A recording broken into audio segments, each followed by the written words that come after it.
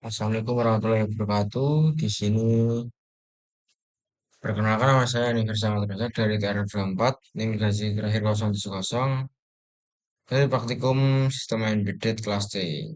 Di sini saya akan menjelaskan bagaimana komunikasi I2C, arsitektur master dan slave, memahami protokol integrate circuit atau fondasi komunikasi antara peripheral pada sistem mikrokontroler modern.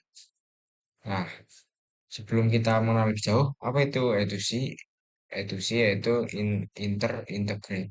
Integrated Circuit atau I2C atau dikenal sebagai Two Wire Interface atau TWI adalah protokol komunikasi serial sinkron jarak pendek yang dikembangkan oleh Philips pada tahun 1982. Sederhananya, hanya dua kabel untuk komunikasi multi perangkat. Nah, terstandarisasi standar industri pada standar industri untuk peripheral berkecepatan rendah. Mengapa hanya dua kabel? Nah, itu sih dirancang efisien. Seluruh komunikasi antara perangkat dilakukan hanya melalui dua jalur sinyal, SDA dan SCL. Apa sih SDA itu?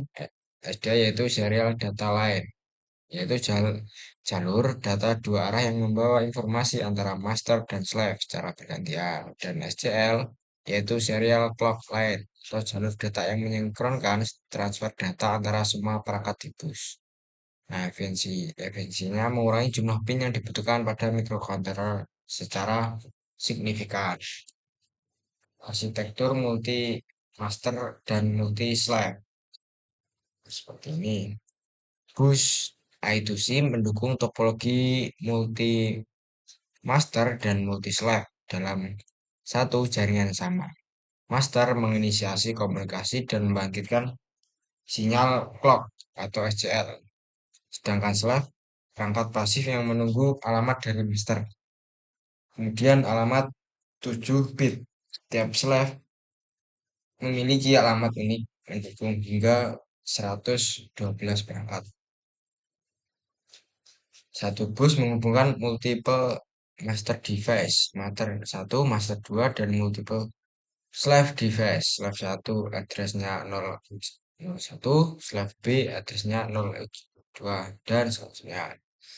Nah, master menginisiasi komunikasi dan slave merespon berdasarkan alamat unik 7 bit mereka. Seperti itu. Anatomi bus I2C. Konfigurasi open drain adalah ciri khas I2C. Setiap perangkat dapat menarik jalur ke low, tetapi tidak bisa mendorong ke high secara aktif. Sinyal tinggi atau idle. Nah, idle ini yaitu SDA dan SCL atau high. Dan bus perangkat tarik SDA dan SCL atau low. Nah, sinyal rendah atau konflik. Kondisi idle terjadi saat semua perangkat melepaskan push atau resistance pull up menarik SDA dan SCL ke high, jalur menjadi low jika salah satu perangkat menariknya ke ground atau O3N atau wire. Terus selanjutnya protokol komunikasi. Nah, ini langkah demi langkahnya. Yang pertama itu start atau condition. SDA transisi high ke low saat SCL high. Nah, menandai awal sesi komunikasi. Terus address frame. Nah, master mengirim 7 bit alamat slash target plus 1 bit R dan W seperti tadi 0x01. Nah, seperti itu disebut address frame. Terus R atau W bit. Nah, ini 0 sama dengan write. Master mengirim data ke Slack. Nah, 1 sama dengan read. Master membaca dari Slack. Seperti itu. Nah, konfirmasi data ACK dan NACK. ACK atau acknowledge Slack menarik SDA kalau pada siklus clock ke-9 menandakan bit diterima dengan sukses. Nah, NACK atau not acknowledge SDA tetap high pada siklus ke-9. Nah, ini indikasi kegagalan atau akhir transfer data. Mungkin implementasinya bisa digambarkan seperti gambar berikut ini. Nah, 8 bit data di 7 sampai di 0 ditransmisikan. Terus diikuti bit ke-9 sebagai ACK atau SDA low atau NACK SDA high. Nah, master menghasilkan clock SCL selama 9 siklus. Transfer data, sinkronisasi presisi, 8 bit MSB first data sampai per bit dimulai dari bit paling signifikan, most significant bit. Transisi hanya saat SCL low. SD hanya boleh berubah saat SCL dalam kondisi low, menjamin stabilitas data saat sampling. Stop condition, master mengakhiri sesi dengan transisi SDA dari low ke high saat SCL high. Nah, ringkasan alur komunikasi I2C. Yang pertama start condition, yang kedua kirim alamat plus R atau W bit, ketiga tunggu ACK dari Slack, keempat transfer data plus ACK, kelima stop condition. Menguasai I2C, memahami I2C secara mendalam buka kemampuan untuk menghubungkan berbagai peripheral dengan efisien dan handal. Yang pertama, di debugging hardware, memahami protokol adalah kunci utama dalam mendiagnosis masalah komunikasi antara perangkat.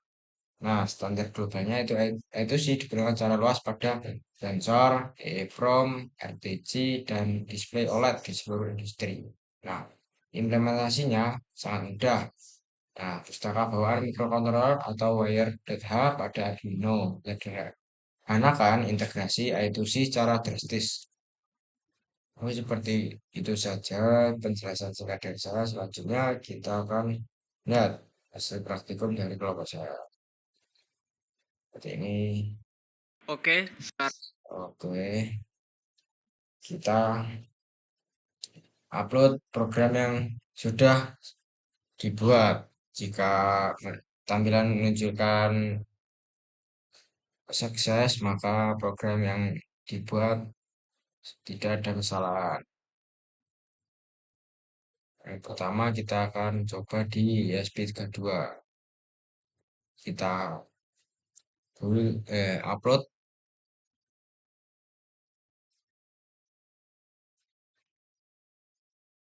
Nah, serial port kita mengecek serial portnya apakah benar.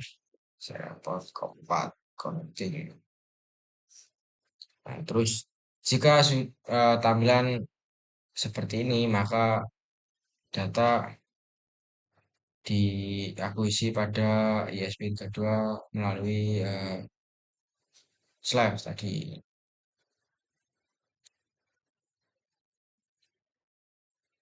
Nah, jika sukses, kita buka terminal, kita prompt seperti ini. Nah, maka akan muncul LED, terus jarak timeout, terus sensor, seperti itu. Ini menunjukkan angka yang real time, seperti pada tampilan berikut. Nah, seperti ini, LED pin 2 on, LED pin 2 off, jaraknya 58-45 cm. Terus setiap waktu jaraknya akan berubah seperti pada tampilan berikut. Karena data yang ditampilkan yaitu kutem.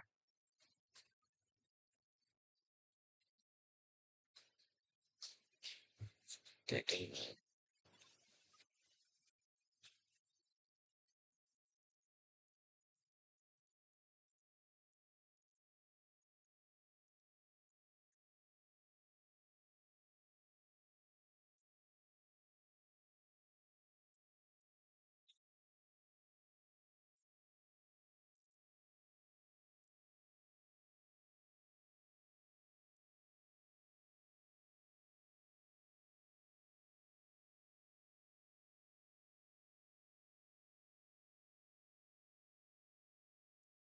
selanjutnya kita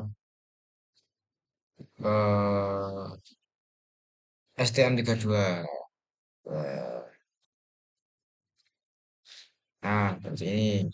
Ini, nah, Program yang dibuat yang pertama yaitu ini LED eh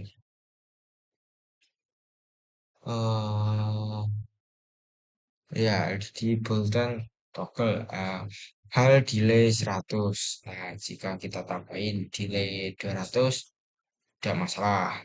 Tapi nanti terlalu lama.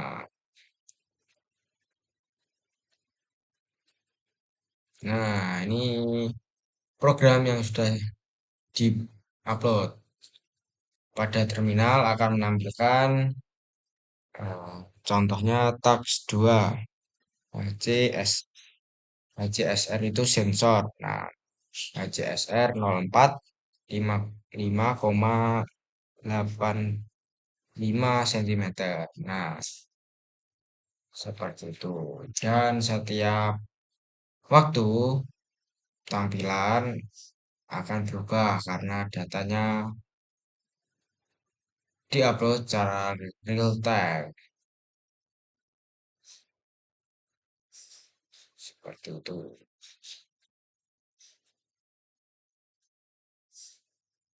Ini implementasi dengan STM32 dengan sensor HCSR 04. Oke,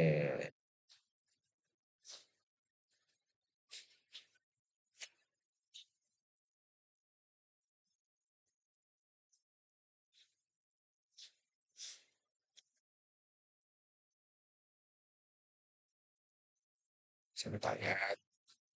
Itu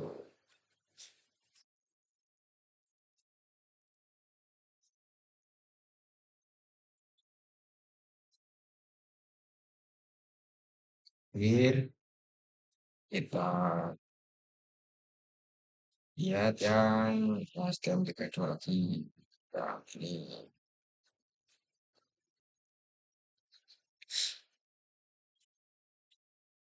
seperti itu.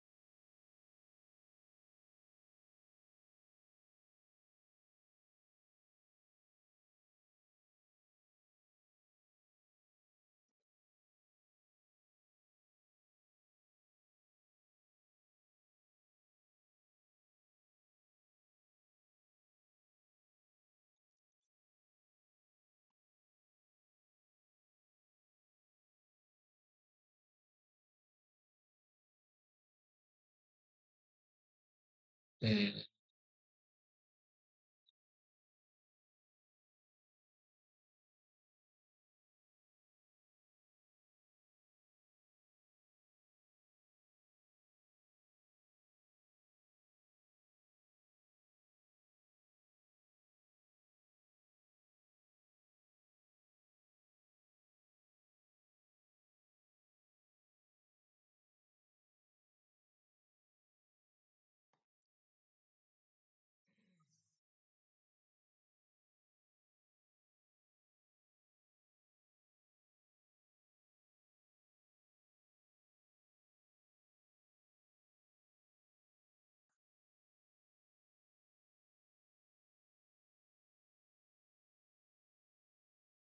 itu penjelasan singkat dari saya mengenai arsitektur eh komunikasi itu sih arsitektur master dan slave dan implementasinya di praktikum saya ini.